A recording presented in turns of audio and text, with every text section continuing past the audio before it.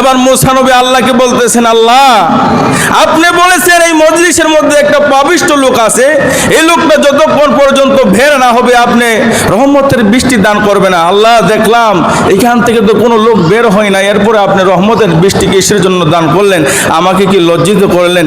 এই কথা যখন মুসা নবী বললেন, আল্লাহ বলেছেন, মুসা আমি আল্লাহ যার জন্য বৃষ্টি বন্ধ করেছিলাম তার জন্যই আমি আল্লাহ আজকে বৃষ্টি দান করেছি। জুড়ে বলি সুবহানাল্লাহ, বলেন না আল্লাহু আকবার। আল্লাহ বলেন যার জন্য আমি বৃষ্টি বন্ধ করছিলাম তার জন্যই আমি আল্লাহ রহমতের বৃষ্টি দান করছি। আল্লাহ দরবারে মুসা নবী বলেন, কেমনে দিলেন? আল্লাহ বলেন, মুসা একটু আগে আমার বান্দাটা বিনায়া বিনায়া চোখের পানি ছাইরা আমি আল্লাহর দরবারে তওবা করছি, গুনার জন্য আমি আল্লাহর দরবারে ক্ষমা চাইছি, আমি আল্লাহর কুদরতি অন্তরে জোশ মাইরা দিছে, তার তওবাকে কবুল করে তার জিন্দেগানের গুনাহ মাফ করছি, তার জন্যই আল্লাহ রহমতের বৃষ্টি আমি আল্লাহ দান করছি। জুড়ে বলি সুবহানাল্লাহ, বলেন না আল্লাহু আকবার।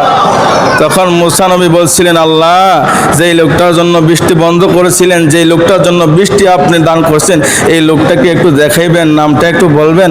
আল্লাহ বলেছিলেন, মুসা যেই সময় আমার বান্দাটা পাপী ছিল ওই সময় আমি তোমাকে নাম বলি নাই, তাকে দেখাই নাই, ওই লোকটা আমার বান্দাটা লজ্জিত হবে। এখন তো আমার বান্দা তওবা করছে, পাপ মুক্ত হয়ে গেছে, এখন কিভাবে তাকে দেখাই, লজ্জিত করাই? আল্লাহু আকবার বলবেন না? তওবা করলে আল্লাহর দরবারে ফজিলত আছে না নাই?